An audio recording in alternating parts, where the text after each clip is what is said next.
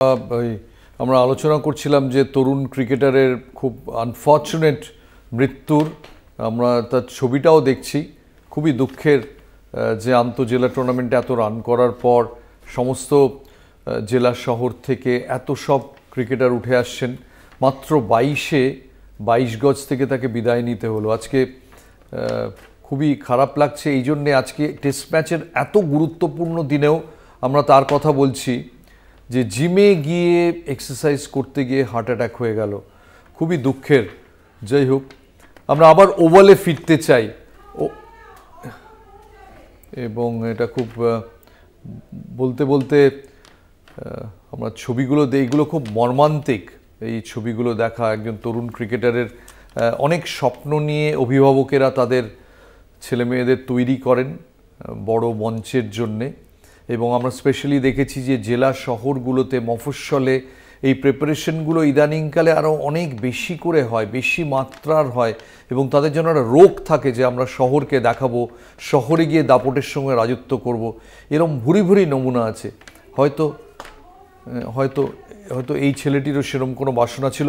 টেলিফোনে অরিত্র ঘোষ আছেন আমাদের প্রতিনিধি। অরিত্র, একটু বলো এ ব্যাপারে। হয়তো গলাটা ভেঙে আসছে, তার কারণ এই প্রিয়জিৎ ঘোষের সাথে আমার পরিচয়টা শুধুমাত্র মানে ক্রিকেটার হিসেবে নয়, ও আমার এক ক্লাব এবং আমাদের যে একাডেমি থেকে ওর প্রথমে ক্রিকেটের পথ চলা শুরু হয়েছিল, সেটা হয়তো 2014-15 একটা সময়, এবং তারপর থেকে বহু ক্রিকেট ম্যাচের সাক্ষী ছিল, বহু জায়গায় একসাথে যাওয়া আসা, প্র্যাকটিস করা, বহু মুহূর্তগুলো মনে পড়ছে। কিন্তু যেভাবে ও নিজেকে ডেডিকেটেডলি তৈরি করেছিল প্রত্যেকটি কম্পিটিশনের জন্য, প্রত্যেকটি খেলার জন্য, সেটাই বোধহয় সব থেকে পুরস্কার পাওয়ার যোগ্য। এবং খুব সাম্প্রতিক সময়ে 2018-19 সিজনে ও টিএবির ইন্টার ডিস্ট্রিক্ট আন্ডার-16 টুর্নামেন্ট, সেই টুর্নামেন্টে হাইয়েস্ট রান গ্রেটারের পুরস্কারও পেয়েছিল, এবং অত্যন্ত স্বাস্থ্য সচেতন একটা খেলোয়াড় ছিল।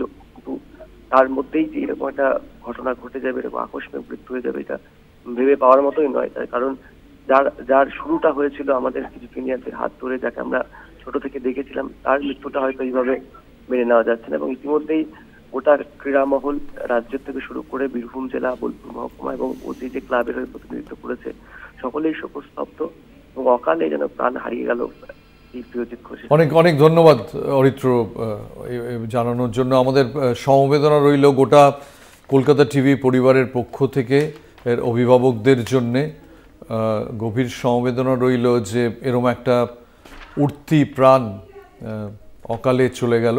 আমার মনে হয় যে সমস্ত বাংলার ক্রিকেটিং সমাজ এই ছেলেটির প্রতি এবং ক্রিকেট অ্যাসোসিয়েশন অফ বেঙ্গল নিশ্চয়ই সমবেদনায় অন্তত অর্ধনমিত রাখবেন তাদের ক্রিকেটীয় বাসনা।